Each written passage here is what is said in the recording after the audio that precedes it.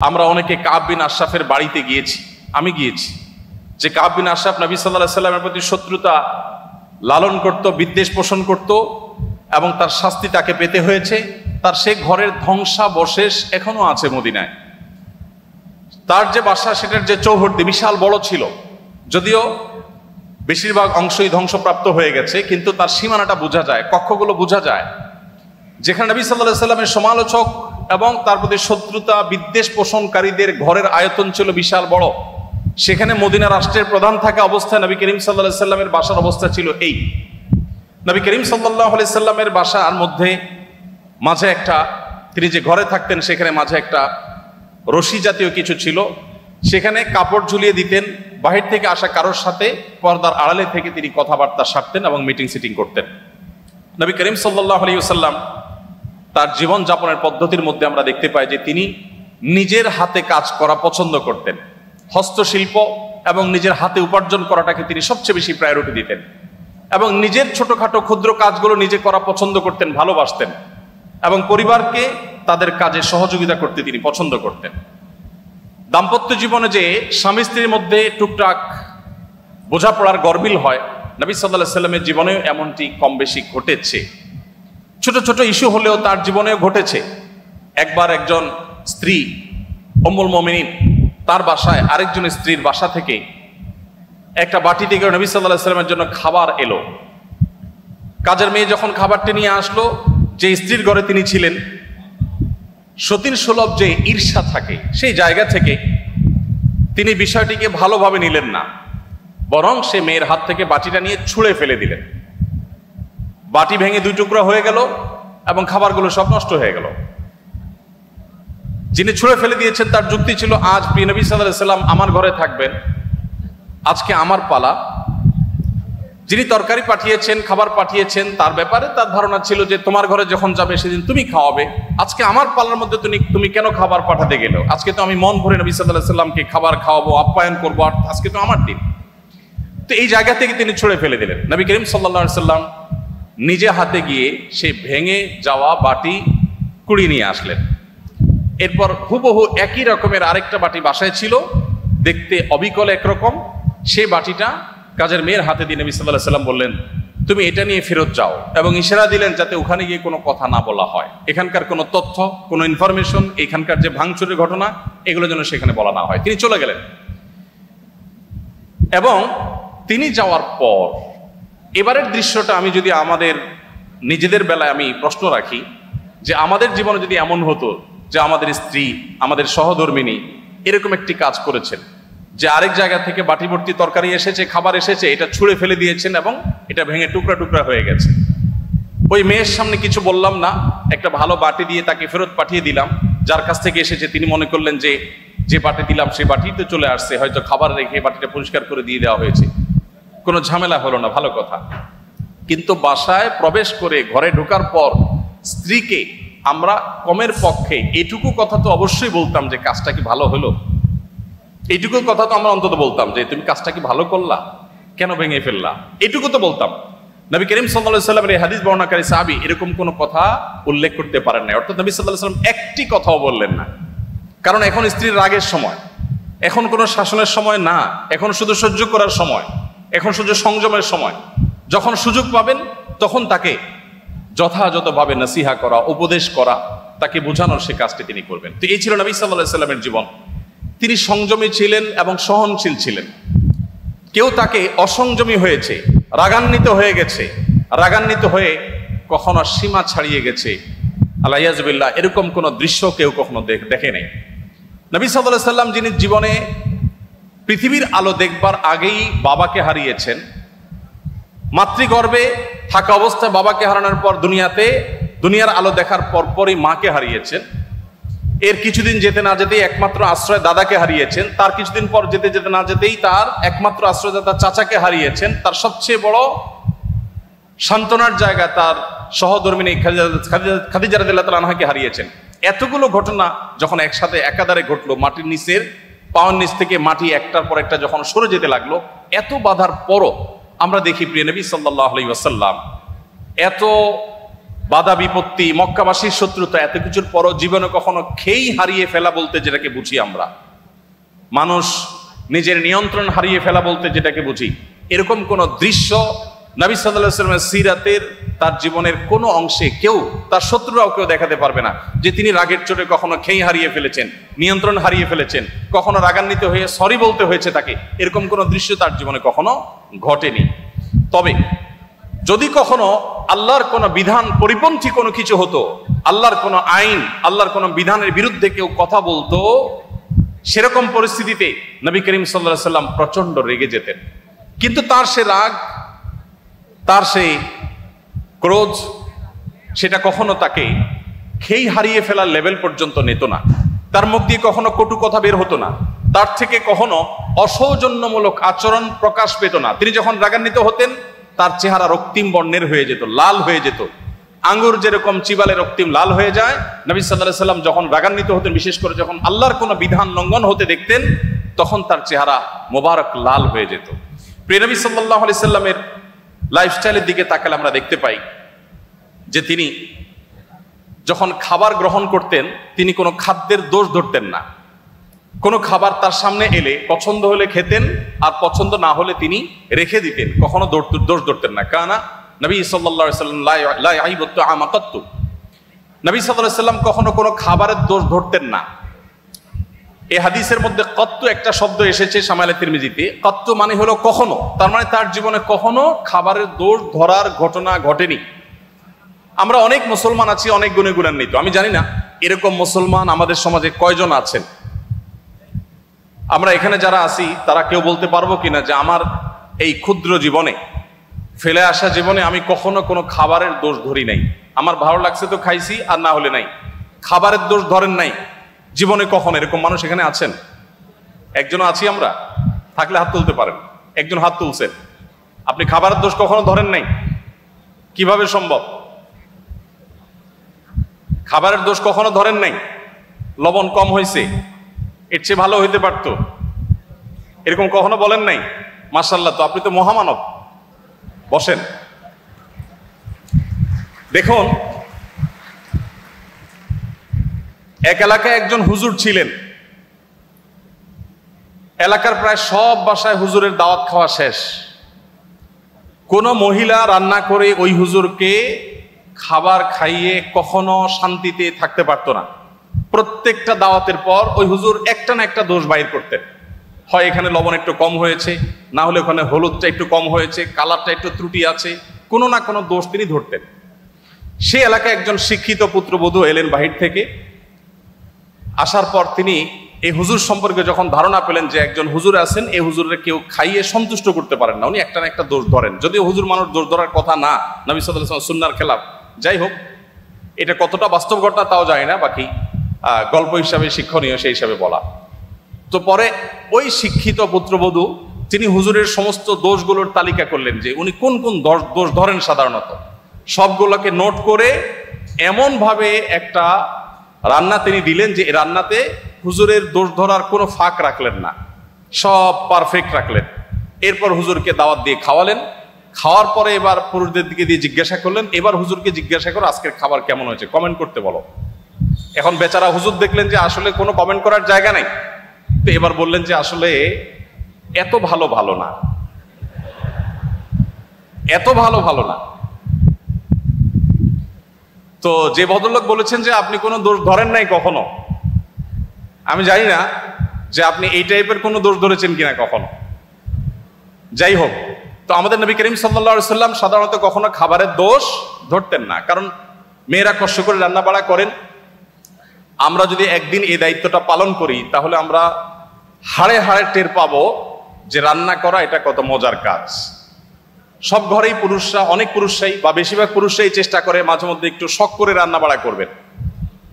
আমি একবার রান্না বাড়া করেছিলাম, আমার মনে আছে, তরকারি রান্না করেছিলাম যখন আমি সৌদি আরবে ছিলাম। আমার ফ্যামিলি আমার সাথে ছিল, মিসেস হসপিটালে ভর্তি ছিলেন, তো বাচ্চাদের জন্য আমার মনে আছে আলু এবং ডাল দিয়ে একটা তরকারি রান্না করেছিলাম।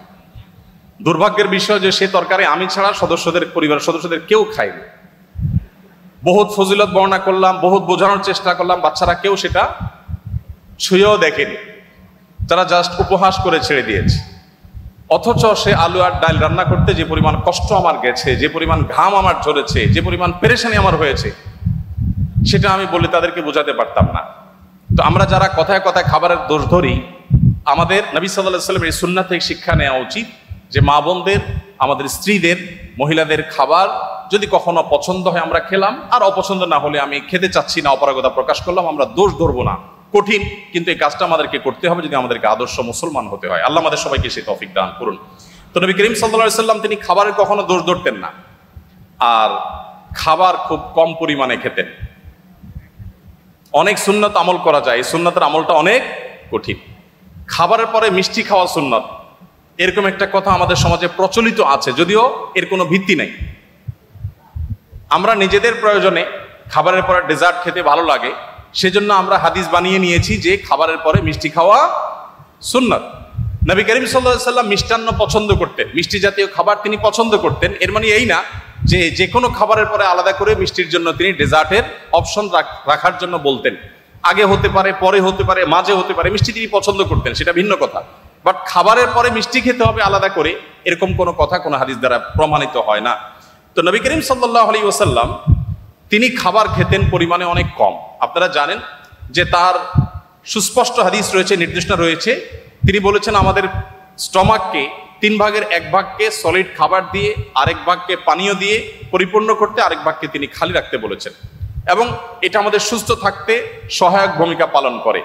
নবী সাল্লাল্লাহু আলাইহি ওয়াসাল্লামের এই সুন্নাহ লাইফস্টাইলের এই সুন্নাত গুরুত্ব আজকাল আলহামদুলিল্লাহ ওয়াজ করে বোঝানোর প্রয়োজন হয় না, বরং এই সুন্নাহর গুরুত্ব আমাদের সমাজে অনেকেই খুব সুন্দরভাবে বুঝতে পারেন। দেখুন নবী করিম সাল্লাল্লাহু আলাইহি ওয়াসাল্লাম তার এই সুন্নাহ, এখন ডাক্তাররা আমাদেরকে বলেন যে পেট পুরে খাওয়া যাবে না, ওয়াটার ফাস্টিং করতে হবে, ইত্যাদি ইত্যাদি। তো তার এই সুন্নাহ লাইফস্টাইলের যে উপকারিতা আছে, স্বাস্থ্যগত উপকারিতা আছে, সেগুলো আমার মনে হয় না যে আর বলার কোনো অপেক্ষা রাখে। নবী করিম সাল্লাল্লাহু আলাইহি ওয়াসাল্লামের এই সুন্নাহটির আমল আমরা মুসলমানদের চাইতে দুঃখজনক হলেও সত্য অমুসলমানদের মধ্যে বেশি দেখি। আমরা মুসলমানরা যতটা উদরপূর্ণ করে খেতে পছন্দ করি, বিশেষ করে বাংলাদেশে মানুষ আমরা যতটা উদরপূর্ণ করে খেতে পছন্দ করি, পৃথিবীর অনেক উন্নত দেশ আছে, সে দেশে মানুষরা আমাদের মতো এইভাবে গলা পর্যন্ত খেতে সাধারণত পছন্দ করে না। নবী করিম সাল্লাল্লাহু আলাইহি ওয়াসাল্লামের লাইফস্টাইলের মধ্যে আমরা দেখি, তার জীবন যাপনের পদ্ধতি দেখি যে তিনি এশার নামাজের পরপর শুয়ে যেতেন।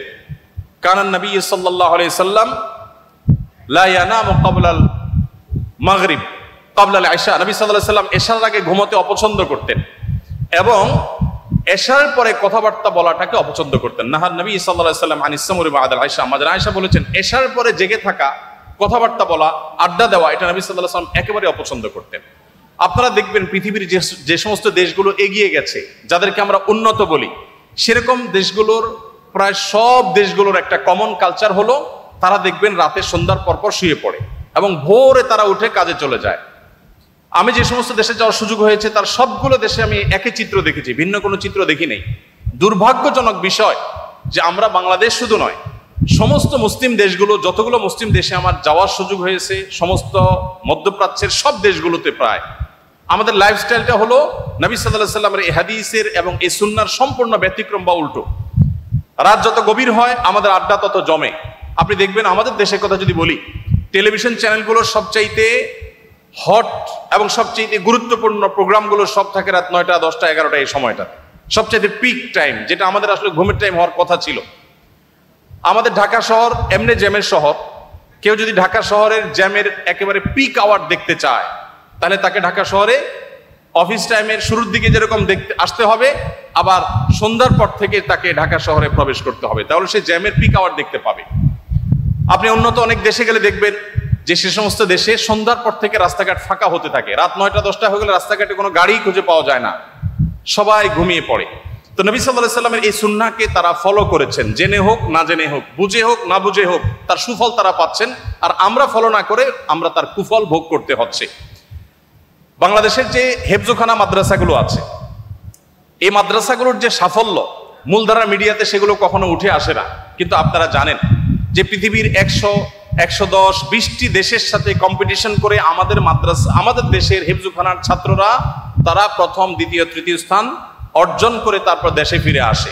তাদেরকে মূল্যায়ন করা হয় না যদিও, কিন্তু আমরা জানি যে তারা রাষ্ট্রের তেমন কোনো সুযোগ সুবিধা একেবারেই পায় না। তারপরও এই কোণঠাসময় পরিস্থিতির মধ্যে থেকে তারা গোটা বিশ্বের 100-150 দেশকে পেছনে ফেলে তারা প্রথম, দ্বিতীয়, তৃতীয় স্থান প্রায় প্রতি বছর অর্জন করে আমাদের ছেলেরা দেশে ফিরে আসে।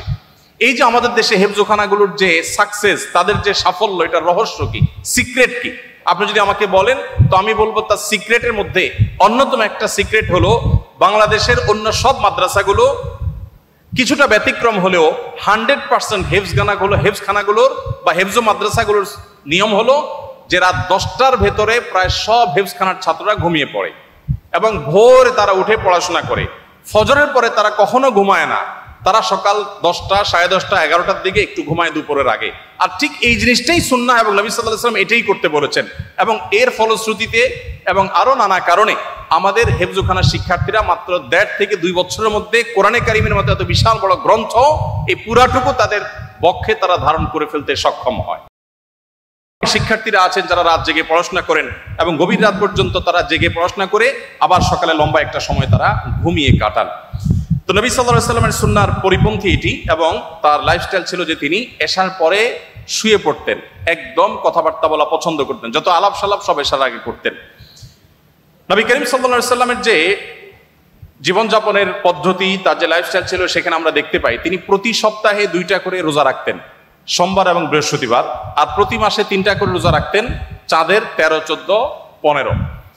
আমাদের যে মাঝে মধ্যে ফাস্টিং করা উচিত, এটা আমাদের ডাক্তাররা এখন বলেন, আমাদের চিকিৎসকরা এখন বলেন যে আমাদের মাঝে মধ্যে না খেয়ে থাকা উচিত, এটা আমাদের স্বাস্থ্যের জন্য ভালো। নবী করিম সাল্লাল্লাহু আলাইহি ওয়াসাল্লাম সেই কাজটি করতেন সেই 1450 বছর আগে থেকেই। নবী করিম সাল্লাল্লাহু আলাইহি ওয়াসাল্লাম যখন কথা বলতেন, তিনি কারোর সাথে যখন কথা বলতেন পরিপূর্ণ মনোযোগী হয়ে কথা বলতেন। কখনো ঘাড় ফিরিয়ে অহমিকা প্রদর্শন হতে পারে, অবজ্ঞা বোঝা যেতে পারে, এভাবে কোনোদিন কারোর সাথে কথা বলতেন না। নবী করিম সাল্লাল্লাহু আলাইহি ওয়াসাল্লামের সিরাতের একটি দিক আমরা হয়তো অনেকে ইতিপূর্বে নাও শুনে থাকতে পারি, তা হলো তিনি যেরকম পৃথিবীর ইতিহাসের সবচেয়ে শ্রেষ্ঠ বক্তা ছিলেন, তার বক্তব্য যেরকম সবচেয়ে সুন্দর ছিল সব দিক থেকে, তিনি কিন্তু পৃথিবীর সবচেয়ে শ্রেষ্ঠ শ্রোতাও ছিলেন। যখন তিনি কারোর সাথে কথা বলতেন বা কারোর কথা তিনি শুনতেন, তখন পরিপূর্ণ মনোযোগ দিয়ে শুনতেন, ঘাড় ঘুরিয়ে কারোর কথা শুনতেন না, পরিপূর্ণ মনোযোগ দিয়ে শুনতেন। যখন কেউ কথা বলতো, তিনি কথা বলে থামার আগ পর্যন্ত নবী সাল্লাল্লাহু আলাইহি ওয়াসাল্লাম সাধারণত ইন্টারফেয়ার করতেন না। যখন কেউ তার সাথে হ্যান্ডশেক করতো, মুসাফা করতো, তখন তিনি নিজে থেকে হাতটা ছাড়াতেন না, বরং যিনি মুসাফা করেছেন তিনি ছাড়ানো পর্যন্ত অপেক্ষা করতেন। নবী করিম সাল্লাল্লাহু আলাইহি ওয়াসাল্লামের যে সৌজন্যতা, এটা আমি আবারও বলি, আজ 2024-এর সৌজন্যের সাথে মেলালে হবে না। 1450 বছর আগে চলে যান, সেই পৃথিবীতে যে বাস্তবতা ছিল তখনকার সময় নবী সাল্লাল্লাহু আলাইহি ওয়াসাল্লাম এই সৌজন্যতাকে এস্টাবলিশ করেছিলেন। নবী করিম সাল্লাল্লাহু আলাইহি ওয়াসাল্লাম তিনি পরিচ্ছন্ন থাকা পছন্দ করতেন। তার সাদাসিধে জীবনযাপন দেখে এটা মনে করার কোনো কারণ নেই যে তিনি, অনেক মানুষ আছেন যে খুব সাদামাটা জীবনযাপন করেন, অপরিচ্ছন্ন, অপরিপক্ক বা আগোছালো। নবী করিম সাল্লাল্লাহু আলাইহি ওয়াসাল্লামের জীবনযাপন ছিল খুবই পরিশীলিত, খুবই মার্জিত, খুবই পরিচ্ছন্ন, খুবই গোছানো, কিন্তু সেটার মধ্যে কোনো অহংকার ছিল না, প্রদর্শন করার মানসিকতা ছিল না, শো অফ করার মানসিকতা ছিল না। এই জন্য নবী করিম সাল্লাল্লাহু আলাইহি ওয়াসাল্লাম আমাদেরকে যে জীবন বিধান দিয়েছেন, সেখানে আমরা দেখতে পাই যে তিনি ওযু করতেন প্রত্যেক ওয়াক্তে, তিনি মিসওয়াকের নির্দেশ দিয়েছেন, বাসায় প্রবেশ করার আগে, পরিবারের লোকদের সাথে কথা বলার আগে মিসওয়াক করে তারপর প্রবেশ করতেন। কোনো গুরুত্বপূর্ণ মিটিংয়ে যাবেন, মিসওয়াক করে তারপরে যেতেন, যাতে মুখের দুর্গন্ধ বের না হয়। জুমার দিনে সবাই সমবেত হবে, সেখানে সবাইকে মিসওয়াক করে আসতে, গোসল করে আসতে নির্দেশ দিয়েছেন। পরিচ্ছন্নতা, পরিপাটি থাকা এবং পরিশীলিত থাকার যত রকমের দিক হতে পারে তার সবগুলো নির্দেশ নবী সাল্লাল্লাহু আলাইহি ওয়াসাল্লাম দিতেন। নবী করিম সাল্লাল্লাহু আলাইহি ওয়াসাল্লাম তিনি ভাব গাম্ভীর্যের কোনো কমতি তার ছিল না। তিনি বলেছেন, নুসরিতু বির-রুব, আল্লাহর তরফ থেকে ভাব গাম্ভীর্য দিয়ে আমাকে সাহায্য করা হয়েছে। তাকে দেখে দূর থেকে অনেক তার শত্রুরা পর্যন্ত তার কাছে মাথা নত করতে বাধ্য হতো। তার ব্যক্তিত্বের যে আভা তার চেহারায় ফুটে উঠতো, এটা দেখে এটার কাছে বহু অমুসলিমেরা হার মেনেছে এবং সারেন্ডার করেছে। তার এই ব্যক্তিত্ব যেমন ছিল, আবার পাশাপাশি তিনি রসিকতাও করতেন, সাহাবীদের সাথে বিভিন্ন সময় হাস্যরস করতেন, এমন কৌতুক করতেন যে সবাই হেসে উঠত, সবাই আনন্দ পেত। এবং তার সেই ব্যক্তিত্ব, তার সেই ভাব গাম্ভীর্য আজকে আমাদেরকে যেরকম ভাব গাম্ভীর্যের কারণে অনেককে অহংকারী করে তোলে, এটা তার মধ্যে ছিল না।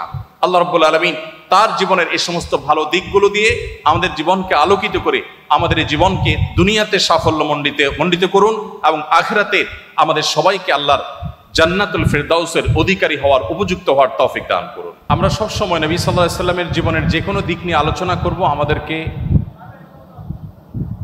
নবী আলাইহিস সালামের সময়ের সেই বাস্তবতায় ফিরে গিয়ে তারপর অনুভব করার চেষ্টা করতে হবে। আমরা 2024-এ যেখানে দাঁড়িয়ে আছি, গোটা পৃথিবী আজ যেখানে দাঁড়িয়ে আছে, সেই জায়গায় থেকে যদি নবী করিম সাল্লাল্লাহু আলাইহি সাল্লামের সুন্নাহকে, তার জীবন দর্শনকে, তার জীবন আদর্শকে, তার কোনো জীবনের দিককে যদি আমরা কম্পেয়ার করি তাহলে সেটা ভুল হবে। কারণ আজকের পৃথিবীতে অনেক কিছু অনেক সহজ হয়েছে যেটা 1400 বছর আগের পৃথিবীতে ছিল না। আপনাকে ক্ষণিকের জন্য 1400 বরং 1450 বছর আগে ফিরে যেতে হবে, যে সেই বাস্তবতায় নবী করিম সাল্লাল্লাহু আলাইহি সাল্লাম যে কাজগুলো করেছেন সেটা আসলে কতটা সম্ভবপর ছিল, কতটা চ্যালেঞ্জিং ছিল, কতটা একজন মানুষের কল্পনার অতীত ছিল। এই জিনিসটি আমাদের নবী করিম সাল্লাল্লাহু আলাইহি সাল্লামের সিরাতের যে কোনো আলোকপাত করার আগে মাথায় রাখতে হবে যে আমরা আজকে 2024 সনের গল্প বলছি না, আমরা গল্প বলছি আজ থেকে 1500 বছর আগে। যেমন ধরুন জ্ঞানের কথা বলি, আমরা এখন জ্ঞান অর্জনের গুরুত্ব নিয়ে খুব বেশি ওয়াজ, নসিহত, লেকচার, বক্তব্য দেওয়ার প্রয়োজন হয় না। একজন সাধারণ কৃষক, দিনমজুর, একজন খেটে খাওয়া মানুষ, তিনিও তার সন্তানকে তার জীবনের সমস্ত কিছু দিয়ে হলেও শিক্ষিত করবার চেষ্টা করেন, কারণ তিনি জানেন যে শিক্ষা ছাড়া আজকের পৃথিবীতে কোনো গত্যান্তর নেই। কিন্তু পৃথিবী যখন 1450 বছর আগের বাস্তবতায় ছিল, যখন শিক্ষা ছিল সমাজের সবচেয়ে গুরুত্বহীন একটি বিষয়, যখন শিক্ষার কোনো মূল্য সেই সমাজে ছিল না, এইরকম সমাজের বুকে দাঁড়িয়ে সর্বপ্রথম নির্দেশ ইকরা, এটা আল্লাহর পক্ষ থেকে যে এসেছে, নবী সাল্লাল্লাহু আলাইহি সাল্লামের পবিত্র মুখ থেকে নিঃসৃত হয়েছে, উচ্চারিত হয়েছে, এটাকে, এর যথার্থতাকে, এর যথাযথ মূল্যায়ন যদি আমাদেরকে করতে হয় তাহলে সেই বাস্তবতায় ফিরে গিয়ে তারপর ইকরা বিসমি রাব্বিকাল্লাযী খালাক আমাদেরকে পাঠ করতে হবে। সময় তো বুঝতেই দিই, প্রিয় নবী সাল্লাল্লাহু আলাইহি সাল্লামের লাইফস্টাইল বা তার জীবনযাপনের পদ্ধতি নিয়ে আমরা হয়তো খুব বেশি কথা বলতে পারবো না অল্প সময়ে। নবী করিম সাল্লাল্লাহু আলাইহি সাল্লাম সম্পর্কে আমরা অনেকে জেনে থাকবো যে তিনি খুব সাদাসিধে জীবনযাপন করতেন, অনাড়ম্বর জীবনযাপন করাকে তিনি খুব বেশি পছন্দ করতেন। তার জীবনে ব্যক্তিত্বের কোনো ত্রুটি, দুর্বলতা কিছুই ছিল না। আবার অহমিকা, প্রদর্শনেচ্ছা, প্রদর্শনের প্রতি আগ্রহ এবং শো অফ করার মতো কোনো বিষয়, কোনো ছিটে ফোটা নবী আলাইহিস সালামের জীবনে মোটেও ছিল না। তিনি যখন চলাফেরা করতেন, কোথাও যেতেন, তার জীবনে ঘোড়ায় চড়ার ইতিহাস যেমন ছিল, অভিজাত বাহন তখনকার যুগের উটে চড়ার অভ্যাস যেমন তার ছিল, ঠিক একইভাবে গাধায় চড়তেও তার কখনো দ্বিধা হতো না। তিনি গাধায়ও চড়েছেন। আমরা যেরকম আজকাল কোনো সম্ভ্রান্ত, কোনো শৌখিন, কোনো বিলাসী পরিবারে বেড়ে উঠলে আমরা যে লাইফস্টাইলের সাথে অভ্যস্ত, আমরা ভিন্ন কোনো লাইফস্টাইল যদি কখনো প্রয়োজনেও আমাকে অবলম্বন করতে হয়, সেটা করতে আমরা হেজিটেশন ফিল করি, আমরা অস্বস্তি বোধ করি। আমাদের নবী করিম সাল্লাল্লাহু আলাইহি সাল্লাম এমন ছিলেন যে তিনি উঠে যেমন চড়তে স্বাচ্ছন্দ্য বোধ করতেন, ঘোড়ায় চড়তে যেরকম তার স্বাচ্ছন্দ্য হতো, গাধায়, যেটা গরিব মানুষদের বাহন, সেটাতে চড়তেও তার কখনো অস্বাচ্ছন্দ্য বোধ হতো না। প্রিয় নবী সাল্লাল্লাহু আলাইহি সাল্লামের সাদাসিধে জীবনযাপনের যে চিত্র, এটা তার খাদ্য থেকে নিয়ে তার শোয়া, তার উঠা বসা, তার কথাবার্তা, তার জীবনের প্রত্যেকটা স্তরে স্তরে আমরা দেখতে পাবো। একটি ঘটনা আপনারা অনেকে হয়তো শুনে থাকবেন। মদিনায় একবার বাহির থেকে একজন আগন্তুক এলেন। প্রিয় নবী সাল্লাল্লাহু আলাইহি সাল্লাম সাহাবীদের মধ্যে বেষ্টিত হয়েছিলেন, তাদের সাথে বসেছিলেন অনেকটা আসরের মতো গোলাকার হয়ে। বাহির থেকে আসা লোকটি জিজ্ঞাসা করলেন, তিনি প্রথমে বের করার চেষ্টা করলেন যে যার কাছে আমি এসেছি, যিনি আল্লাহর নবী এবং রাসূল হিসেবে আবির্ভূত হয়েছেন, তার নাম মুহাম্মদ, লোকটি কে? সে আগন্তুক প্রথমে অনেক চেষ্টা করেও উপস্থিত লোকদের মধ্য থেকে মুহাম্মদ সাল্লাল্লাহু আলাইহি সাল্লাম কে সেটাকে তিনি বের করতে পারলেন না। তাকে কোনোভাবে যখন তিনি চিহ্নিত করতে পারলেন না, তখন লোকটি জিজ্ঞাসা করলেন, মান ফিকুম মুহাম্মদ। তিনি উপস্থিত লোকদেরকে বললেন যে তোমাদের মধ্যে মুহাম্মদ লোকটি কে আসলে। আমরা এবার আমাদের সমাজের বাস্তবতার সাথে একটু মিলাই, যে আমাদের সমাজে কোনো নেতা, কোনো অনুসরণীয় ব্যক্তিত্ব, কোনো প্রভাবশালী, কোনো গুরুত্বপূর্ণ চেয়ারে বসা মানুষ, তিনি যদি তার অধীনস্থদের সাথে বসে থাকেন অথবা অধীনস্থদের সাথে নিয়ে রাস্তায় চলাফেরা করেন, তাহলে তার বডি ল্যাঙ্গুয়েজ, তার চলাফেরার স্টাইল, তার পোশাক, তার গেট আপ, তার চেয়ার, তার কথা বলার ধরন, এগুলো দেখে তাকে অন্যদের থেকে আলাদা করতে, কে নেতা আর কে অনুসারী, এটা আলাদা করতে কি আমাদের আজকের বাস্তবতায় কোনো কষ্ট হয় বা হবে? কোন রাজনৈতিক নেতার কথা বলেন, কোনো গুরুত্বপূর্ণ পদে থাকা মানুষের কথা বলেন, তার লাইফস্টাইল, তার গেট আপ, তার কথাবার্তা, তার পোশাক আশাক, তার উঠা বসা, তার হাবভাব দেখেই যে কেউ ধরে নিতে পারবে যে উনি নেতা আর তারা অনুসারী।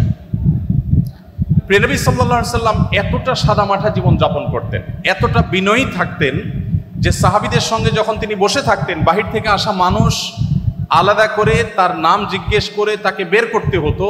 তার বসার মধ্যে বিনয়ের ভাবটা কতটা থাকলে এভাবে তিনি সর্বস্তরের সাহাবীদের সাথে পানির সাথে যেরকম দুধ মিশে যায়, তিনি সেরকম নিজেকে মিশিয়ে ফেলতেন। প্রিয় ভাইয়ের আমার, আমাদের সমাজে আজকাল ব্যক্তিত্বের নামে অহমিকার প্রদর্শনী হয়। আপনারা জানেন, অহংকারকে আমরা অনেকে মনে করি ব্যক্তিত্ব। প্রিয় নবী সাল্লাল্লাহু আলাইহি সাল্লামের ব্যক্তিত্বের যে চূড়ান্ত শেখরে তিনি উন্নীত ছিলেন, সেই ব্যক্তিত্বের অধিকারী পৃথিবীতে আরেকটা মানুষের জন্ম হবে না। আমরা তার ব্যক্তিত্ব নিয়ে যদি আলোকপাত করি, হয়তো অনেকগুলো দৃষ্টান্ত আমরা দেখাতে পারবো যে ব্যক্তিত্ব কতখানি ছিল, কতভাবে তার জীবনও ছিল, কিন্তু তার সেই ব্যক্তিত্ব আজকের তথাকথিত ব্যক্তিত্বের মতো অহমিকা, অহংকার মিশ্রিত ব্যক্তিত্ব ছিল না। আজ আমরা আমাদের অধীনস্থদের অধিকারের ব্যাপারে অনেকে অনেক কথা বলি। আমরা শ্রমিকদের অধিকারের কথা বলি, আমরা গৃহকর্মীদের অধিকারের কথা বলি, আমরা অনেক দুর্বল মানুষদের অধিকার নিয়ে কথা বলি। আর প্রিয় নবী সাল্লাল্লাহু আলাইহি ওয়াসাল্লাম সে সমস্ত দুর্বল মানুষদের ব্যাপারে বলতেন, ইখওয়ানুকুম খাওয়ালুকুম, তোমাদের অধীনস্থ যে ভাই ব্রাদাররা আছে তারা তোমাদের ভাইয়ের মতো, অধীনস্থ মানুষগুলো যারা আছে তারা তোমাদের ভাইয়ের মতো। আল্লাহ তাআলা জাআলাহুমুল্লাহু তাহতা আইদিকুম, আল্লাহ তাআলা তাদেরকে তোমাদের অধীনস্থ করে দিয়েছেন। অতএব তোমরা যা নিজেরা খাও তাদেরকে তা খাওয়াও, তোমরা যা পরিধান করো তাদেরকে তা পরিধান করাও। আজও পৃথিবীতে এমন কোনো মানুষ হয়তো দেখা কঠিন হবে, এমন কোনো মানুষ হয়তো খুঁজে পাওয়া কঠিন হবে যে মানুষ তার অধীনস্থ কর্মী এবং তার গায়ের পোশাক একই রকমের হতে পছন্দ করে। নবী করিম সাল্লাল্লাহু আলাইহি সাল্লাম সেটা করতেন। অর্থাৎ তার বিনয় এবং তার ব্যক্তিত্ব, এই দুটির কোনোটির মধ্যে কখনো এরকম কোনো গ্যাপ থাকতো না যে সেখানে কোনো প্রকার অহমিকা প্রদর্শন হতে পারে, অহমিকা প্রবেশ করতে পারে। নবী করিম সাল্লাল্লাহু আলাইহি ওয়াসাল্লাম তিনি শুধুমাত্র সমাজের অভিজাত শ্রেণীর মানুষের সাথে বন্ধুতা করতেন না।